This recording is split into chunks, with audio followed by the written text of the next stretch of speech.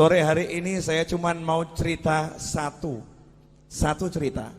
Tapi kisah ini akan menyelesaikan masalahnya orang-orang yang punya hutang. Ini langsung pada seger semua ini. Orang-orang yang punya hutang insya Allah akan selesai masalahnya berkat cerita yang satu ini. Tapi syaratnya satu. Syaratnya jangan matikan nabimu, jangan wafatkan nabimu, jangan hilangkan nabimu Muhammad sallallahu alaihi wasallam. Nabi hanya pindah dari alam dunia, pindah ke alam barzah, pindah ke sana. Bahkan tubuhnya Nabi tidak mati, tubuhnya tidak mati. Nama kematian buat Nabi hanya keluarnya roh dari jasad. Tapi jasadnya enggak meninggal, jasad Nabi tidak mati. Baru jasadnya syuhada saja masih hidup. Sayyidina Hamzah radhiyallahu taala anhu setelah 40 tahun kuburannya digali karena mau dibuat jalur perairan, dipindah. Ada salah satu alat gali yang kena tubuhnya, jenazahnya. Setelah 40 tahun masih mengucurkan darah segar. Setelah 40 tahun masih mengucurkan darah segar. Itu paman Nabi dan sahabat Nabi, sama Allah dimuliakan seperti itu. Apalagi Nabi Muhammad sallallahu alaihi wasallam. Di dalam Al-Qur'an jelas disebutkan orang-orang yang meninggal di jalan Allah, jangan kamu kira mereka meninggal. Justru Allah juga ngomong gak boleh mengira beliau-beliau meninggal. Bahkan yang ngasih nama hidup itu bukan saya. Yang ngasih nama hidup itu bukan ulama. Yang ngasih nama hidup itu bukan Nabi Muhammad SAW. Tapi Allah sendiri yang mengatakan bal ahya, mereka itu sungguh hidup di sisi Allah subhanahu wa ta'ala yurzakun. Dan bukan cuma hidup, ada yang hidup gak dapat rezeki, tapi ini hidup yurzakun, terus diberi rezeki oleh Allah subhanahu wa ta'ala. Itu baru kelasnya orang-orang yang syuhada. Lantas bagaimana dengan kelasnya imamnya para syuhada, imamnya para nabi, imamnya para rasul, yaitu baginda Muhammad sallallahu alaihi wasallam. Jadi rasakan dulu, jenengan semua, anda semua, kita semua punya nabi yang hidup di alam sana, yang bekerja di alam sana, yang bergerak di alam sana, gak pernah berhenti, terus memantau umatnya. Termasuk sore hari ini menerima sholawat dan salam jenengan semua. Diterima itu sholawat dan salam, karena ini kiriman ya, diterima oleh Nabi Muhammad SAW. Bahkan jelas alamatnya dari mana. Nah itulah bejonya saya, Majlis Ar-Raudhah. Padahal ini maulid Jamuri, betul ya? Nah tempatnya Majlis Ar-Raudhah, yang ngirim Jamuri, yang ngirim Jamuri dan kawan-kawan semua dapat, dicatat oleh Nabi Muhammad sallallahu alaihi wasallam. Nah kalau udah seperti itu, apa keuntungan yang didapat? Ini banyak orang yang lupa, banyak orang yang gak paham, banyak orang gak ngerti. Di zaman Nabi Muhammad SAW ada sahabat namanya Jabir bin Abdullah radhiyallahu ta'ala anhu. Sahabat Jabir ini punya kebun kurma dan dia punya hutang kurma, kurma. Masalahnya utangnya sama Yahudi yang benci Nabi, benci Islam. Karena tidak setiap Yahudi benci. Ya, Yahudi itu bangsa. Istri Nabi Sayyidah Sofiyah juga seorang Yahudiyah. Yang dibenci itu adalah ajarannya Yahudi yang memusuhi Islam. Lah ini udah ajarannya Yahudi, orangnya Yahudi pula. Bencinya sama Nabi luar biasa. Ketika melihat ada satu sahabat punya hutang, belum bisa bayar, maka Yahudinya senang. Ini saatnya untuk menghina sahabatnya Nabi. Ini saatnya untuk merendahkan sahabatnya Nabi Muhammad sallallahu alaihi wasallam. Maka datanglah Yahudi ke kebunnya Jabir bin Abdullah radhiyallahu anhu untuk nagih utang. Ibu-ibu pernah diparani, ditagih? Tahu rasanya? Diparani gak punya duit, enak rasanya ya? Diparani sama orang yang badannya mungkin gede-gede, mungkin badannya tidak enak dilihat, wajahnya serem, itu tidak seberapa. Tapi kalau yang nyamperin ibu-ibu mulutnya cerewet, itu luar biasa.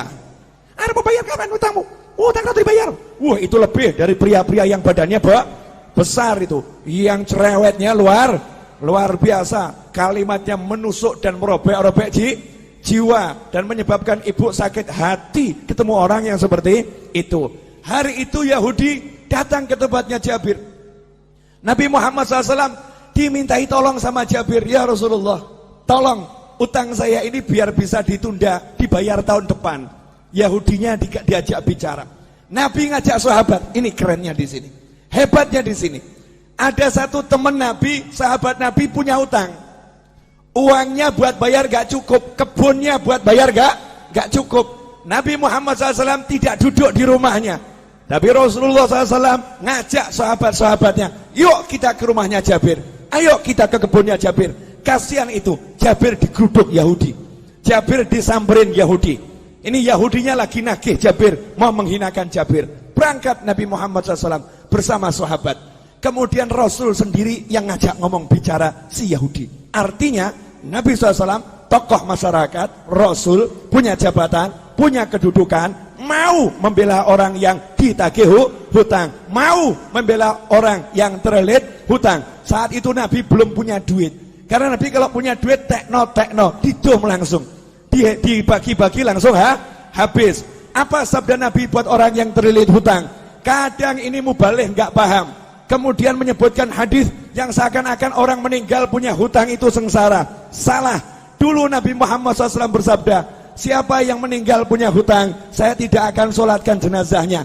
Maksudnya bukan karena benci. Nabi tidak mau nyolatkan jenazahnya dulu, minta sahabat yang punya duit, beres no ini, bayari hutangnya, sehingga masuk kubur udah selesai, gak ada hutang piutang. Kalau kita alhamdulillah sudah niru, kalau ada hutang piutang jadi tanggungan saya, tanggungan kami atau keluarga. Jadi Nabi nggak mau SAW ada umatnya yang meninggal dalam keadaan masih punya hutang. Makanya Nabi ngomong sama sahabat, tidak sama mulai sholat dulu sebelum hutangnya dilunaskan.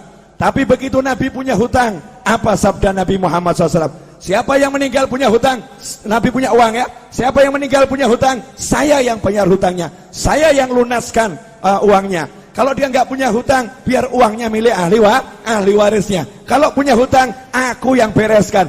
Mana konglomerat sekarang yang berani ngomong begitu? Mana saudara yang berani ngomong begitu? Mana umat Islam yang berani ngomong begitu untuk orang yang tinggal di satu kampungnya? Yang di kampung ini yang punya hutang, kalau meninggal aku yang melunaskan. Mana yang seperti itu? Nabi Muhammad SAW bangkit membela sahabatnya, diajak ke rumah Jabir. Sampai di situ Nabi ngomong langsung sama yang namanya Yahudi. Yahudi, gini aja, kalau boleh pembayarannya ditunda, diundur, kasih perpanjangan waktu. Yahudinya ngomong, ya Abul Qasim, wahai Abul Qasim, julukan Nabi Muhammad SAW, wahai Abul Qasim, tidak bisa, hari ini juga harus dibayar. Bu, kalau jenengan ditagih utang 5 miliar, hari ini harus dibayar. Ngeluh atau enggak ngeluh? Ngeluh ya. Punya uang cuma 100.000, tagihannya 5 miliar. Pusing atau enggak pusing? Pusing. Lah ini Nabi Muhammad SAW datang, kasusnya begitu. Kebun korma ini buahnya cuma sedikit, hutangnya bertonton, jadi enggak mungkin bisa dibayar. Maka Nabi mengatakan kepada Yahudinya, tunggu sebentar. Kemudian Jabir bawa korma sedikit, disuguhkan Nabi Muhammad SAW. Itulah adabnya sahabat. Kedatangan Nabi, sepunyanya apa ya disuguhkan. Ini ya Rasulullah, korma muda disuguhkan. Setelah itu Nabi Muhammad SAW ngelilingi kebun kormanya Jabir. Kebun kormanya dikelilingi, dilihat muter, ya memang gak cukup. Jumlahnya buah korma itu gak mungkin cukup untuk bayar. Maka Nabi SAW kemudian tanya sama Jabir, di mana biasanya kamu duduk-duduk di kebun korma ini? Tempat yang biasa kamu gunakan untuk nongkrong. Kalau bahasa kita, gazebonya di mana? Ya, gazebonya di mana? Rasulullah tanya, di mana itu? Di sini ya Rasulullah. Saya biasa berteduh di sini. Ya udah, saya tak tidur sebentar. Bayangkan ini, ditagih utang sama Yahudi, ditinggal tidur sama Nabi. Tiruan. Maksudnya apa? Utang nggak usah dipikirin. Yang nagih di depan ini ya, nggak dipikirin, tinggal tidur. Tidur Nabi Muhammad SAW. Ini nanti bisa dicek di Syarah Fathul Bari, Syarah Bukhari ya. juga di kitab-kitab syarah Bukhari yang lain. Tidur Nabi SAW, kemudian bangun, datangi lagi Yahudinya, karena masih maksa harus dibayar hari itu juga. Rasul berkata, gimana, bisa enggak ditunda dulu pembayarannya, kasih perpanjangan? Tidak bisa, harus hari ini. Ya sudah, Nabi SAW keliling lagi, tawaf, ngelilingi kebun kurma, ditawafi. Setelah selesai ditawafi, Nabi bilang sama Jabir, Jabir, sudah sekarang kamu panen tuh kurmanya, bayarkan. Panen, bayarkan. Saya tidur dulu. Nabi tidur lagi. Asik ya? Tidur. Bangun tidur, Nabi nanya sama Jabir, gimana? Udah beres? Beres ya Rasulullah. Itu hutangnya kurma lunas semua. Bahkan ini kurma saya nggak berkurang. Panennya lebih banyak dari panen bertahun-tahun ini. Ini nggak masuk akal ya Rasulullah. Disitulah Nabi bersabda, Ashhadu anni Rasulullah. Aku bersaksi, aku adalah Rasulullah. Kalau bahasa kita, saya Nabi, saya Rasul. Rasulullah bangga dengan kerasulannya. Aku bersaksi, aku adalah Rasulullah. Sallu ala Nabi. Allahumma shalli wa sallim alaih. Pelajarannya apa? Pelajarannya banyak, tapi saya mau garis bawahi satu. Lah kamu kalau ada masalah, nabimu mbok buang. Kamu punya masalah, nabimu kamu singkirkan. Kamu punya masalah seperti enggak punya nabi. Sahabat ada masalah, punya nabi. Sahabat ada masalah, tahu punya Rasul. Makanya yang ngomong sama nabinya, ngomong sama Rasulnya. Nah kalau sudah jadi sahabatnya Nabi, jadi temannya Nabi SAW, kalau punya masalah, Nabi selesaikan. Nah kenapa kita sekarang ada masalah, gak selesai-selesai. Gak pernah menjadikan Nabi sebagai teman, gak pernah menjadikan Nabi sebagai sahabat. Beda dengan para kiai dan habib-habib tempo dulu. Habib dan kiai tempo dulu tuh tidak pernah mengajarkan pakailah pakaian dengan tangan kanan, melepas dengan tangan kiri. Gak seperti itu. Tapi para habib dan para kiai ngajari, pakailah pakaian, bayangkan gimana Nabi pakai pakaian. Nabi kalau pakai pakaian tuh kamu bayangkan dulu. Nabi kalau pakai pakaian, tangan kanan dulu. Kalau melepas, tangan kirinya. Rasulullah SAW kalau pakai sandal, kaki kanan. Kalau melepas, kaki kiri. Bukan masalah kanan kirinya, tapi suruh bayangkan nabinya, suruh bayangkan Rasulnya Muhammad Sallallahu alaihi wasallam. Nah kalau kita udah seperti itu, jalan kita bayangkan gimana Rasulullah pakai sandal. Kemudian jalan kita bayangkan bagaimana Rasulullah berjalan. Duduk kita bayangkan bagaimana Rasulullah dulu SAW. Maka kalau kita punya hajat, ada masalah, tinggal ngomong, Kanjeng Nabi pengen beli rumah, gak punya duit, ngomong. Kamu kira ini semua jadi begini karena saya punya duit? Enggak.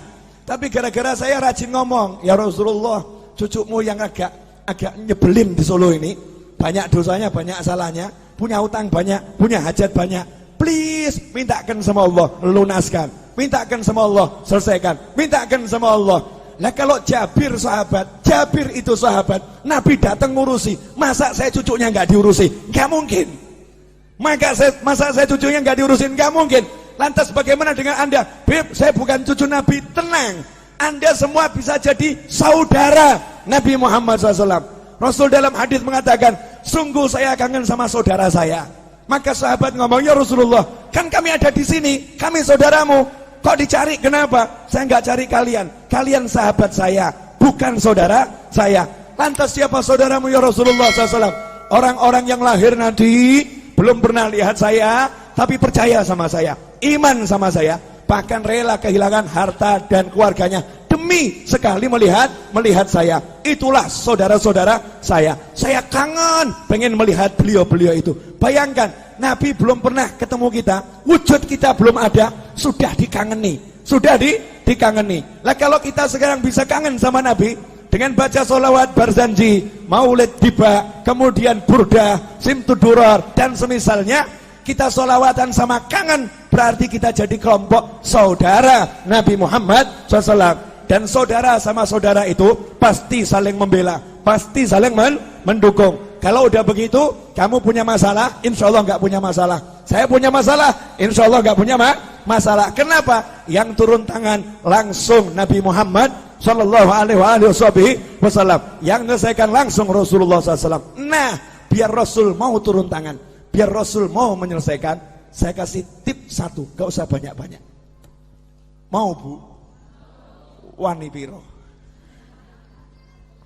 Ya karena ini urusannya urusan masalah.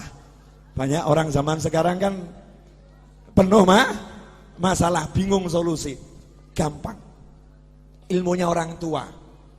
Pegang tasbih, baca nariyah 4.444 kali. Pegang tasbih, baca munjiah 1.000 kali. Solawat, pegang solawat. Solawatin masalahmu. Ada orang ngomong, Beb, ini kan urusan dunia.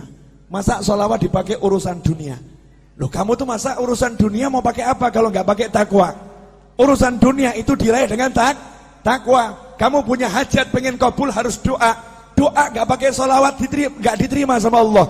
Sehebat apapun orangnya doa, nggak pakai solawat nggak diterima sama Allah Subhanahu wa Ta'ala. Sehebat apapun orangnya sholat, nggak pakai solawat nggak diterima sholatnya oleh Allah Subhanahu wa Ta'ala. Sehebat apapun orang khutbah Jumat, gak pakai solawat, gak diterima oleh Allah Subhanahu wa Ta'ala. Kalau hidupmu gak ada solawat, gak diterima oleh Allah Subhanahu wa Ta'ala. Dan kalau kamu hanya ingat Allah, gak mau ingat Nabi Muhammad SAW, Islammu ditolak oleh Allah Subhanahu wa Ta'ala. Sebelum minta apapun, suruh mengedepankan Allah Rasulullah, Allah Rasulullah. Dalam sholawat sudah ada semuanya. Allahumma sholli, Allahumma sholli. Sholawat itu nyebut Allah, nyebut Nabi Muhammad SAW. Nah, setelah kita banyak sholawat, awali doa dengan sholawat, betul? Setelah kita banyak sholawat, baru ngomong, ya Allah, ini loh hajat saya, ini loh masalah saya, selesai. Makanya orang dulu ngajari begitu. Cuman ibu-ibu pokil. Tahu pokil, Bu? Curang. Iya, merekayasa solawat, kemudian mencurangi solawat. Nariyah 4.444 kali dibaca berjamaah, satu orang ambil 5 jagung, 10 jagung. Saya nggak bicara fadilah, kalau fadilah luar biasa, fadilahnya luar biasa. Kemudian protes sama kiainya, sama habibnya, sama gurunya. Saya udah baca nariyah berjamaah, tapi hajat kok nggak kabul-kabul. Habibnya jawab kabul, cuman kabulnya juga berjamaah, jadi dicicil saudara-saudara. Kabulnya dicicil, diangsur. Kalau pengen kabulnya cespleng, ya kamu sisakan waktu khusus. Minta izin sama suamimu. Ya, suami, kamu butuh mobil, butuh rumah, butuh hutang lunas. Iya, dah kamu urus anak-anak, aku izin ngurung diri di kamar 5 jam, jangan diganggu. Ngapain? Mau nariyah. Pegang tasbih, baca nariyah 4.444 kali. Setelah itu keluar ngomong sama suami, jangan kamu pikir lunas hutangmu. Niru Nabi, Nabi tidur. Nabi tidur, dah silahkan pergi kerja, gak usah dipikir. Main-main sama anak, gak usah dipikir, lunas. Suaminya nanya, lunas piye? Duit gak ono, tenang, Nabi yang bereskan. Lah caranya piye? Ojo takok aku. Caranya gimana? Jangan tanya saya. Janji Allah wa yarzuqhu min haitsu la yahtasib. Allah akan kasih rezeki dari arah yang gak pernah diduga. Itu kalau kita pegangan sholawat. Dan tidak mungkin sia-sia orang yang berpegang sholawat. Nah sayangnya kita sukanya susah. Ini ibu-ibu Jawa ini kan gak ada wajah-wajah susah, gak ada ya. Gak ada wajah-wajah susah, gak ada. Walaupun hidupnya mungkin ada yang agak susah, tapi tetap gak susah, paham ya? Lah hidupmu penuh nikmat kok susah. Hidupmu penuh nikmat kok susah. Karena ini 30 hari sholawatan terus. Jadi ya suami ditinggal loh ini. Suami, bojo, bye-bye. Pak, sholawat dulu ya Pak ya. 30 hari suaminya ditinggal. Dari mulai zuhur sampai maghrib, anaknya ditinggal. Serahkan suaminya, tolong urus anak-anak dulu ya. Yang udah dewasa udah nak, mau ikut-ikut, gak mau ikut, kamu jalan sendiri. Ibu berangkat sholawatan. Begitu pula ibu-ibu. Lah kok ragu, hajatnya gak kabul. Kan manusia aneh bin ajaib. Berarti gak percaya sama nabinya, gak yakin sama rasulnya. Yakin sama rasulmu, percaya sama nabimu. Ikhwani rahimakumullah. Terakhir, karena saya baru nyampe dari Jatibarang. 2:30 malam tadi saya masih di sini.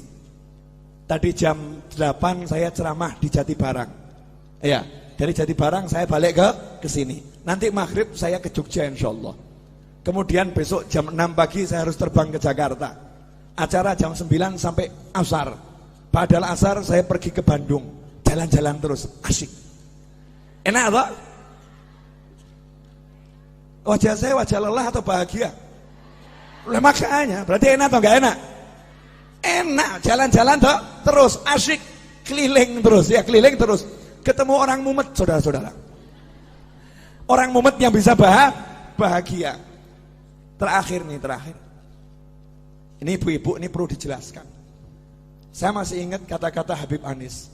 Ibu-ibu itu yang wirid-wiridnya jauh lebih banyak dari bapak-bapak.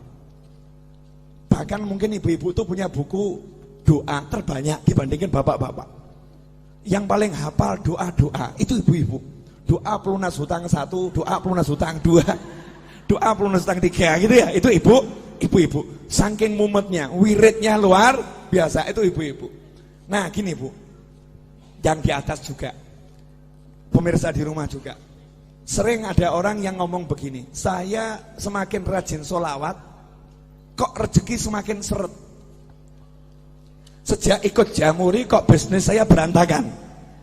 Sejak ikut Majelis Ar-Raudhah kok warung saya sepi. Warung saya sepi. Dulu waktu saya nggak pernah sholat, warung saya laris. Waktu saya mabuk-mabukan, rezeki saya lancar. Saya mendekat sama Allah, kok dunia menjauhi saya. Nah ini yang ngomong begini gagal paham. Gagal paham. Boleh saya membuat ibu-ibu lebih tercerahkan? Boleh? Bu, pilih duit atau sehat? Pilih anak atau duit? Gini, ulangi. Pilih duit atau sehat? Pilih punya anak atau enggak punya anak? Pilih punya duit tapi enggak punya anak, atau enggak punya duit tapi punya anak? Mestinya ya. Punya duit, punya anak. Kenapa saya nanya seperti ini? Maksud saya begini loh. Yang namanya duit itu kecil. Tahu kata Allah Ta'ala, dunia dan segala isinya la ta'dilu janaha ba'udullah. Dunia dan segala isinya tidak sepadan dengan sebelah sayap nyamuk. Sebelah sayap nyamuk sama dunia, maqablal akhirah, semuanya itu. Planet-planet, kemudian galaksi, antariksa, dan segala isinya, kalau ditimbang dibandingkan sebelah sayap nyamuk, kata Allah Ta'ala, masih berat sayapnya nyamuk dalam pandangan Allah. Artinya gak ada artinya sama sekali. Jadi kalau kamu punya duit seberapapun, itu rezeki yang remeh-temeh, rezeki yang hina, rezeki yang kecil, rezeki yang jelek. Karena jeleknya yang kafir dikasih, yang maksiat dikasih. Barang elek, silakan ambil, barang jelek, ambil, boleh saya minta? Oh boleh, barang elek, jelek, ambil, karena jelek. Barang bagus, saya minta. Nanti dulu, syarat dan ketentuan berlaku. Syarat dan ketentuan berlaku. Nah yang barang bagus apa? Bisa sholat, bisa zikir, bisa sholawat, bisa bekti sama orang tua, bisa puasa, bisa baca Al-Quran, bisa menikmati maulid. Ini rezeki yang luar biasa. Makanya ketika kamu mendekat sama Allah, kemudian kok duniamu kecil, kecil, itu tanda-tanda bahwasanya kamu dikasih rezeki yang sangat besar. Masalahnya duitmu seret, itu aja. Cuman duit yang seret, tapi kan mata sehat, telinga sehat, kaki sehat, semuanya sehat, bisa menikmati majelis, bisa bahagia. Ada orang yang duitnya banyak, habis buat berobat. Ada orang yang duitnya banyak, habis untuk memuaskan nafsunya, nggak puas, cari bahagia, nggak bahagia. Lanjenengan modal masuk Jamuri, duduk silo, selonjor, senden, bahagia. Kok murah men ya? Gampang men nih, bahagianya, mudahnya luar biasa. Nikmat dari Allah Subhanahu wa Ta'ala. Kuncinya di situ. Buang dulu dunia dari hati, kecilkan, nggak ada manfaatnya, cilik, gak ada artinya. Setelah bisa kamu buang, nanti di situ dunianya akan datang. Bahasa saya begini, perempuan cantik itu kalau dikejar semakin gaya. Betul? Ini pengalaman pribadi ini. Ya, pria tampan kalau dikejar juga semakin gaya. Tapi kalau dicuekin pasti penasaran. Ini semua orang ngejar saya ya. Kok yang satu ini cuek-cuek saja ya? Akhirnya kebalik. Yang cantik tadi itu akan ngejar, betul ya? ngejar. Lah kalau kamu pengen dikejar dunia, cuekin dunianya. Cuekin dunianya. Kalau kamu cuek sama dunia, dunianya nanti akan penasaran. Kok aku nggak disentuh ya? Aku nggak dicari sama dia ya? Aku kok nggak dianggap ya? Dunianya akhirnya jor-joran.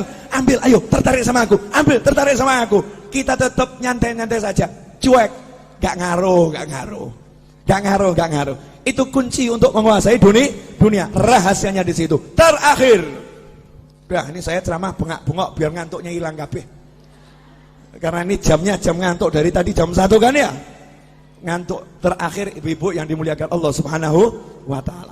Jadi kalau ada masalah, gak usah bingung, gelar sejadah, pegang tasbih, baca sholawat. Selesai. Setelah itu ojo mbok pikir. Jangan dipikir. Lanjutkan kehidupan. Masak ya masak, ngobrol sama anak ya ngobrol sama anak. Dan jangan buka handphone kemudian share sama temennya. Sumpek aku sumpek. Nah ini gak selesai masalah ini. Sumpek, saya lagi banyak masalah. Semakin kamu nyebut, semakin sumpek itu. Semakin sumpek. Udah kamu duduk baca sholawat, selesai. Gak usah di-share. Walaupun suamimu nyebelin, gak usah diurus. Sholawatin. Selesai. Loh saya punya pengalaman. Orang curhat sama saya, Beb, ini suami saya kok ngambek terus nih, Beb. Pulang ke rumah ketemu suami wajah ngambek terus. Suntuk saya, Beb. Gimana caranya? Sholawatono. Selesai. Jadi nanti kamu ngelus-ngelusnya sama sholawatin. Allahumma sholli ala sayyidina Muhammad. Di hati saja tidak disolawatin. Besoknya laporan lagi, Beb, alhamdulillah gimana? Udah nggak ngambek lagi. Silahkan dipraktekkan ibu-ibu ya. Kalau suaminya suka ngambek-ngambek, sholawatin. Ya, sholawatin. Kalau kerja di perusahaan, bosnya ngambek-ngambek, sholawatin. Kalau ada pelanggan yang ruwet, sholawatin. Beres, nggak mungkin tidak beres. Jaminan 100%, 100%. Ini yang ngomong sudah praktek. Yang ngomong sudah praktek. Kalau ketemu orang ruwet-ruwet, modal saya tak sholawatin, selesai. Ya, sholawatin selesai. Kalau saya nggak kuat nyolawatin, saya titip sama teman-teman saya, duduk di musola, baca munjiah 100 kali, saya punya hajat. Duduk di tanah sana, baca munjiah 1000 kali, saya punya hajat. Giliran saya nyupir ceramah, saya ceramah, yang lain sholawat. Selesai ceramah, selesai masalah. Mau praktek? Jangan, berarti kamu nunggu masalah dulu. Jangan praktek untuk masalah, praktek untuk hajat. Terima kasih. Jazakumullah khairan katsiran. Insyaallah yang sedikit ini barokah dan manfaat. Saya udah bilang pokoknya kalau bulan Maulid ceramah saya berusaha dan saya begini nih sumuk dan panas. Saya membayangkan bagaimana ibu-ibu kuat dengan pakaian yang seperti ini ya, luar biasa. Waktu saya di Hongkong naik taksi, supir taksinya diminta sama TKW Hongkong dengan bahasa Hongkongnya, tolong AC-nya didinginkan. Maka jawaban supir taksinya, AC saya sudah dingin. Masalahnya bukan di AC, tapi pakaianmu kebanyakan katanya. Bukan pakai jubah, pakai ini tuh apa namanya TKW kalau pengajian, pakaianmu kebanyakan. Alhamdulillah, insyaallah kalau pakai baju gini kepanasan akan menghilangkan panasnya neraka, menghilangkan panasnya kubur. Saya minta semuanya angkat tangan, tirukan saya boleh? Bismillahirrahmanirrahim.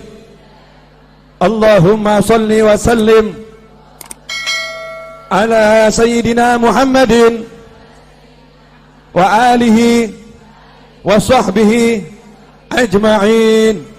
Rabbi ighfirli wa li walidayya warhamhuma kama rabbayani shaghira. Rabbi ighfirli wa li walidayya warhamhuma kama rabbayani shaghira.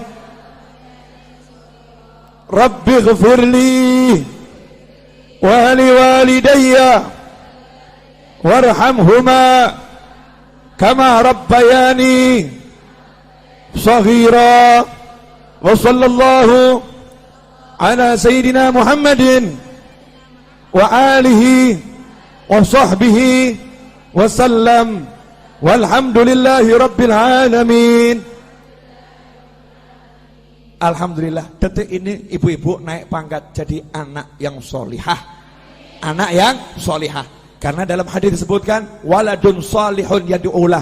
Anak soleh itu yang mendoakan orang tua. amanat saya, sehabis sholat jangan tinggalkan doa ini. Rabbighfirli wa li walidayya warhamhuma kama rabbayani shaghira. Dan ajarkan pada siapapun, ajarkan kepada anak kita. Janji Nabi, Allah tidak akan memutuskan rezeki dari seorang hamba yang hamba itu tidak memutuskan doa untuk orang tuanya. Maka kalau kita doakan orang tua kita terus, maka rezeki zahir dan batin tidak akan putus. Saya mengucapkan jazakumullah khairan dan mohon maaf atas segala ketidaknyamanan dan kekurangan majelis ini dalam menyambut Anda semua. Mudah-mudahan dimaafkan dan barokah, amin.